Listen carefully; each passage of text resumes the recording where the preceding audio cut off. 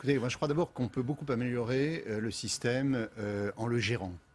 Malheureusement, c'est pas ce qui a été fait depuis 2001. Sur l'histoire des attributions aux sociétés privées, je me permets quand même de rappeler, parce que ça a été peu dit, que les attributions ont donné lieu à une enquête judiciaire qui est toujours en cours sur les modalités d'attribution du plus gros marché de la ville de Paris par Monsieur Delanoë, grand donneur de leçons de morale, mais sur ce terrain-là, on ne peut pas dire qu'il soit dans une position qui est moralement très, très confortable. Alors, les marchés, c'est plus compliqué que ça, cher Pierre-Yves, parce que les agents qui font la collecte le matin font ensuite le balayage. Donc, il faut quand même utiliser et mieux employer les agents municipaux qui les remet sur le terrain, justement, sur le balayage. Qui aujourd'hui sont présents. Je pense qu'il faut gérer, il faut effectivement faire en sorte que ces agents soient mieux motivés.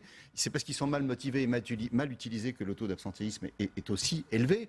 Contrairement à ce qu'on pourrait penser, c'est pas une question de moyens. Moi, c'est une des premières questions que je me suis posée depuis longtemps. Si Paris est plus sale, est-ce qu'on a réduit le budget de la propreté ? Pas du tout. On a augmenté, on a acheté plus d'engins, on a passé des marchés de plus en plus chers. Eh bien, on ne sait pas gérer. Et voilà un exemple flagrant. Mais je pense que pour la propreté comme pour le reste, il faut entrer dans une culture de l'évaluation. Il ne faut pas que le maire de Paris soit seul à se noter lui-même. Il faut qu'on entre dans une culture qui consiste à faire des évaluations permanentes et à les rendre transparentes et